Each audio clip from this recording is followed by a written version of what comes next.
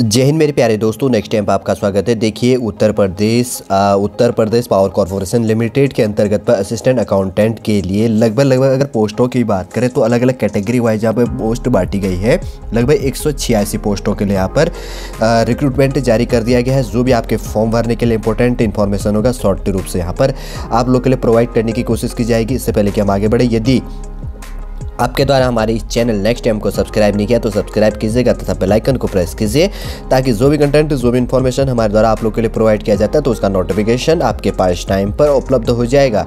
विद्युत सेवा आयोग Uttar Pradesh power corporation limited के अंतर्गत पे कितने 186 पोस्टों के लिए यहाँ पर रिक्रूटमेंट जारी कर दिया गया है। जैसे कि यहाँ पर लिखा गया है कि Uttar Pradesh power corporation limited इसके समस्त डिस्कॉम, कैस्को एवं Uttar Pradesh power transmission corporation limited हेतु समूह ग के अंतर्गत सहायक लेखाकार की निम्नलिखित श्रेणीवार रिक्त पदों पर सीधी भर्ती के माध्यम से प्रतियोगितात्मक परीक्षा द्वारा चयन हेतु निर्धारित अर्हता रखने वाले भारतीय नागरिकों से आवेदन केवल ऑनलाइन माध्यम से क्या किया गया है, आमंत्रित किया गया है। अगर बात करें तो कोड नेम है 21 है, असिस्टेंट अकाउंटेंट, सहायक लेखाकार और अनारक्षित जो है कैटेगरी के लिए 79 पोस्ट है और EWS के लिए इकोनॉमिकल वीकर सेक्शन के लिए 18 पोस्ट है।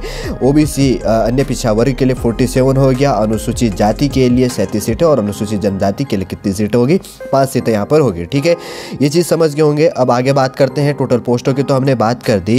अगर यहाँ पर बात करें तो असिस्टेंट अकाउंटेंट के लिए जो यहाँ पर क्या मांगा गया है, क्वालिफिकेशन क्या मांगी गई है, तो जैसे कि आपको यहाँ पर दिख रहा होगा कि bachelor degree in commerce BCom in any recognised university in India, किसी मान्यता प्राप्त विश्वविद्यालय, डीम्ड विश्वविद्यालय, केंद्र अथवा राज्य सरकार के एक्ट द्वारा स्थापित से वाणिज्य में स्नातक होनी चाहिए। मतलब क्या होना चाहिए, bachelor degree in commerce BCom।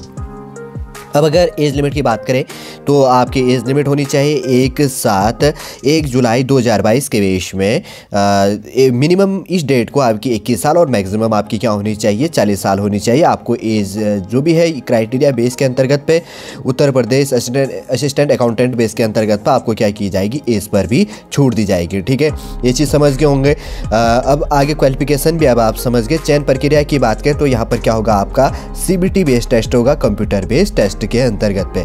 जैसे कि यहाँ पर लिखा गया है कि क्या कहा गया है कि लिखित परीक्षा के अंतर्गत पे सहायक लेखाकार के पद विद्युत सेवा आयोग के माध्यम से सीधी भर्ती हेतु वस्तुनिष्ठ प्रकार की लिखित परीक्षा, जिसको CBT कहा जाता है, कंप्यूटर बेस्ड टेस्ट होगा। और लिखित परीक्षा जो CBT है का प्रश्न पत्र 2 भागों का होगा और प्रथम भाग में 50 प्रश्न तथा द्वितीय भाग में फर्स्ट पार्ट में 50 क्वेश्चन और दूसरे पार्ट के अंतर्गत पे सेकेंड पार्ट पे 150 क्वेश्चन होंगे। अब देखिए अगर बात करें तो यहाँ पर आप देख सकते हैं फर्स्ट पार्ट के अंतर्गत पे प्रथम भाग में लिखित परीक्षा जो CBT है, इसके अंतर्गत पे ओ स्तर का कंप्यूटर ज्ञान से संबंधित एक प्रश्न पत्र होगा जिसमें 50 प्रश्न होंगे। प्रत्येक प्रश्न 1 अंक का होगा और अर्थात यह परीक्षा अधिकतम 50 अंकों की होगी। प्रत्येक गलत उत्तर के लिए 1/4 काटा जाएगा।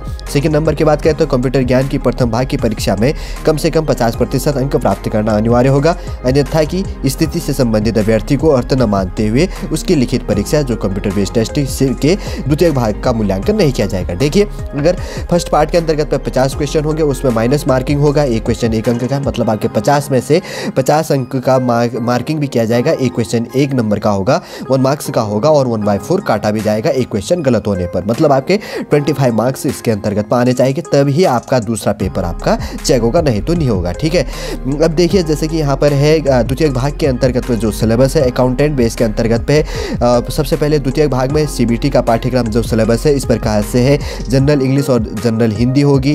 अर्थमेटिक्स से बेस के अंतर्गत पे अकाउंटेंसी हो गया। Audit and income tax base के अंतर्गत पे यहाँ पर सिलेबस बांटा गया।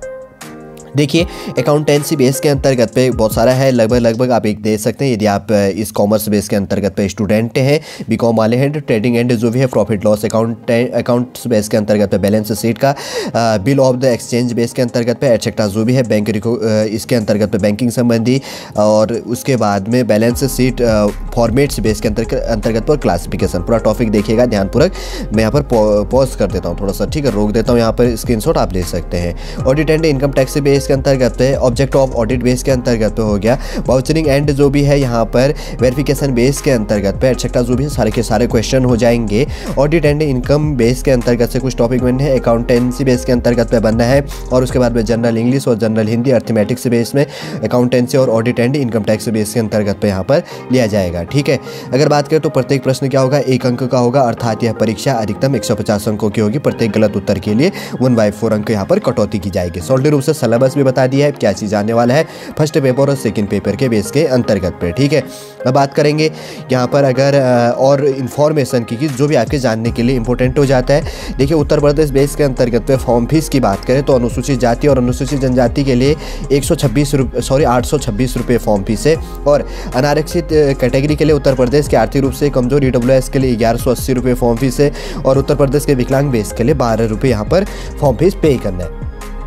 देखिए, ये समझ गए होंगे। अगर आपको अप्लाई करना है तो आपको क्या करना होगा, www.uppcl.org पर जाकर आपको पूरा इन्फॉर्मेशन वहाँ पर उपलब्ध हो जाएगा। सॉर्टेड रूप से यहाँ पर बता दिया गया है। ठीक है, समझ गए होंगे फॉर्म फीस क्या है, कैसे आपको अप्लाई करनी है, साइट क्या है, www.uppcl.org पर जाकर आपको क्या करना है, यहाँ पर अप्लाई करनी है। ठीक है, इंपॉर्टेंट इन्फॉर्मेशन है। देखिए, ऑनलाइन आवेदन पत्र भरने की जो पूर्ण करने की अंतिम तिथि की बात करें तो 1 से लेकर 8 नवंबर से आप फॉर्म भरना स्टार्ट कर चुके हैं। 28 नवंबर इसकी लास्ट डेट है।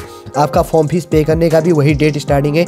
8 नवंबर से लेकर आप क्या कर सकते हैं, 28 नवंबर के बीच तक आप फॉर्म फीस पे कर सकते हैं।